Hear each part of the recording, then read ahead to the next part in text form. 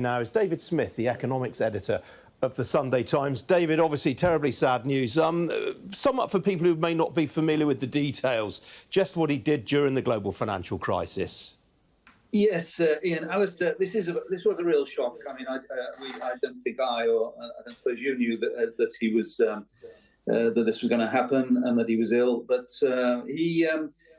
the irony, I suppose, is that Alistair was appointed Chancellor by Gordon Brown in 2007, and I think the idea was that he was the quiet man of politics. You could put him into a department and it would run smoothly without much fuss. And then, of course, almost as soon as he took over, the financial crisis hit. Very soon, Northern Rock was failing, and he had to respond to that. And then a year later, we had all the banks in trouble, and all of them needing a rescue. Some of them government rescues, some from elsewhere. And Alistair was a very calm presence. I mean, what the Labour government did in those days was, in essence, put together a plan that other countries could follow in rescuing their banks. He and Gordon Brown, he worked very closely with Gordon Brown during that period, and what they did was competent.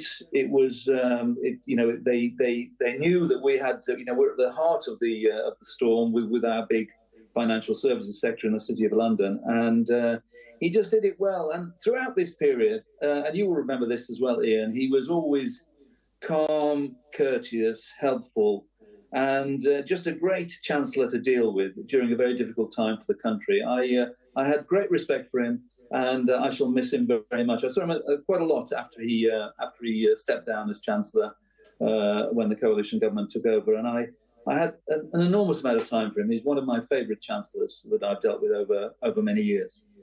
Worth pointing out, David, that a lot of the fiscal consolidation that we saw under the coalition, Alistair Darling actually had to begin that due to, as you say, the hole that was blown in the public finances.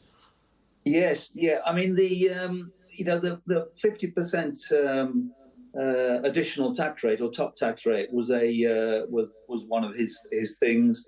He, of course, introduced a temporary boost to the economy during the crisis by cutting VAT, but I think his great frustration, and the Treasury's great frustration, was that they could never get Gordon Brown to sign up to the spending cuts that I think they all knew was needed. So they did announce some cuts in capital spending before the 2010 election, and in many ways, it became easier for George Osborne when he took over because he could just take on the baton. I mean, as you correctly say, the principle had already been established that we borrowed a lot during the financial crisis, and you would reduce that borrowing when things got better, and that was followed. So he did what I think he was a great favourite of the Treasury as well, because he didn't think you could spend forever. You didn't think you could run up the budget deficit forever. He knew that the time would come when you had to reduce it again, and I think had he remained Chancellor after 2010, he would have been a very good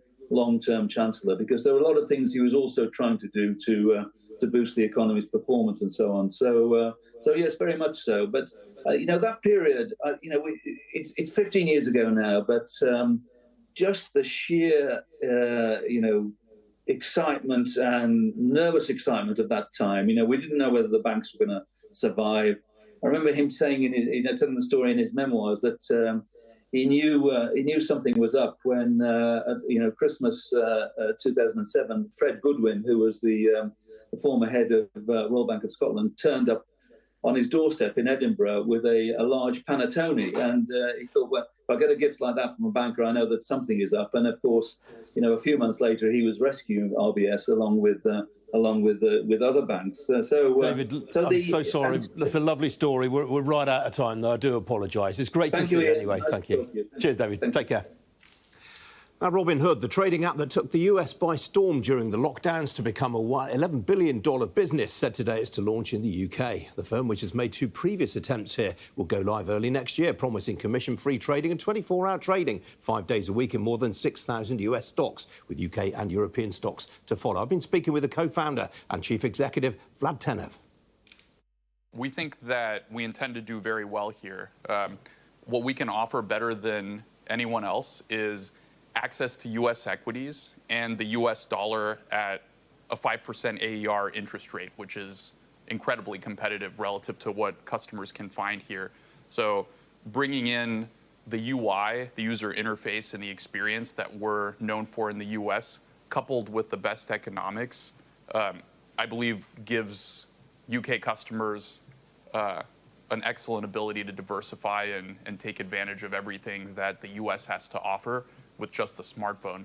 So we're very excited to be launching that today. Now, you're only offering access to US stocks and ADRs just now, not UK and European ones. Why is that? For the time being, we're starting with US stocks and ADRs, and of course, interest on cash. And we are offering those US stocks 24 hours a day, 5 days a week through our 24-hour market. We became the first major broker in the US to offer round-the-clock trading of individual named stocks. I think that's a capability that you won't find elsewhere. So in the US, you're able to offer commission-free trading because market makers pay you to execute the trades of your customers, but payment for order flow in this country is banned. So how will you make money? Well, if you look at Robinhood's business, actually, in the past couple of quarters, we've diversified it tremendously. More than half of our revenue comes from net interest, and that's through a number of offerings. We collect a small spread on the cash, even though we do offer 5% interest.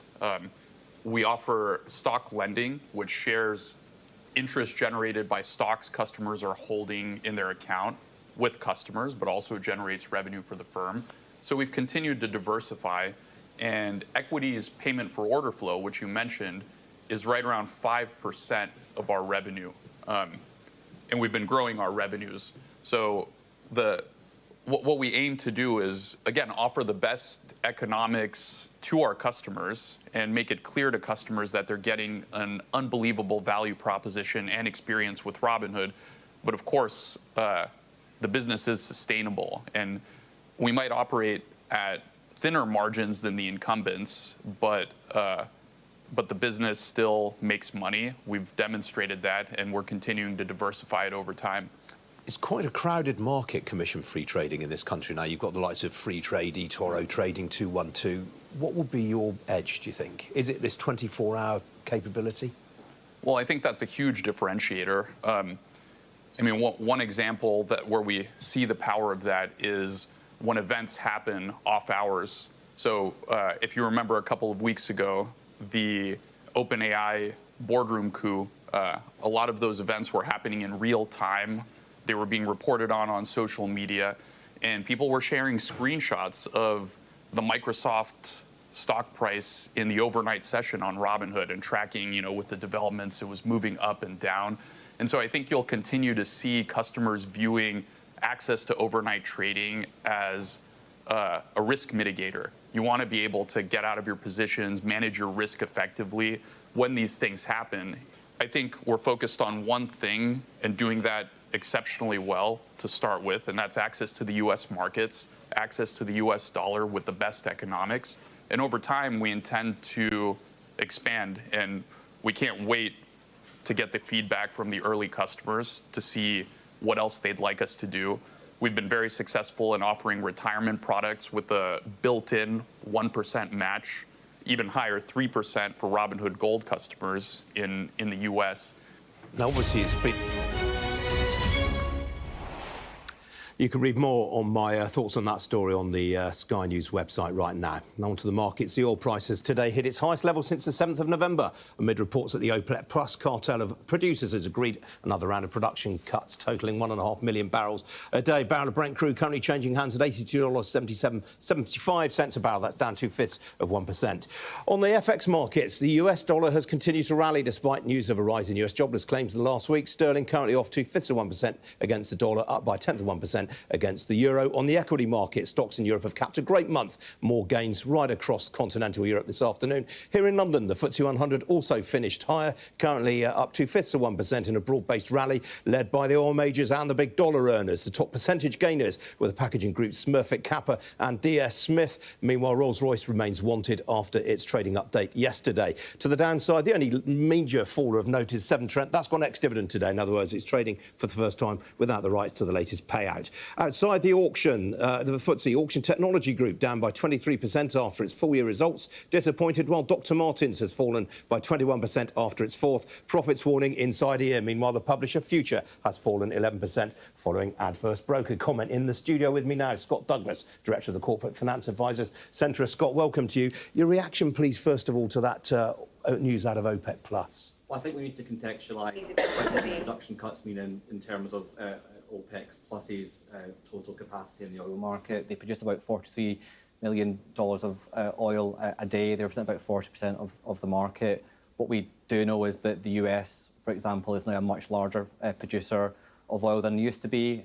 They've ramped up production and combined with lower economic growth and lower demand, it is keeping a lid on prices. And if we zoom out from today, prices are down about 15% on the highs we've seen back in October.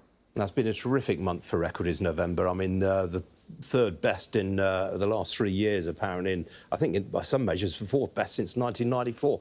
Is there more to come in December? It's been a fantastic month across financial markets, both on the equities and on the bond market. I mean, for context, the bond market, the US aggregate bond index up 4.3% on the month, the best month since 1985. So, you know, phenomenal month.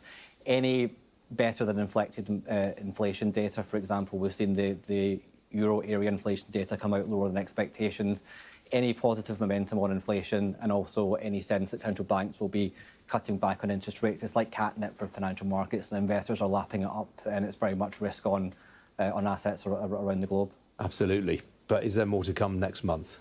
Well, there does remain some risks. Obviously, we've got some geopolitical tensions.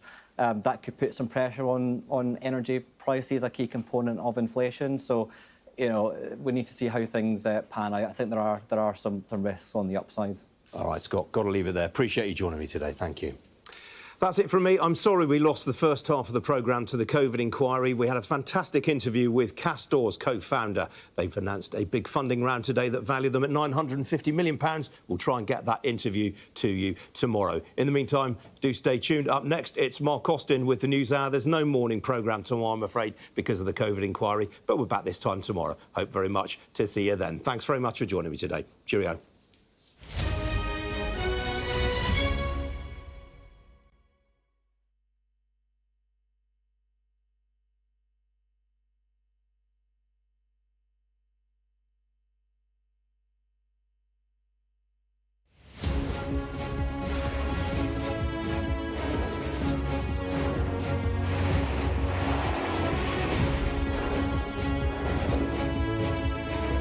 The 5 of us have made it out of the car.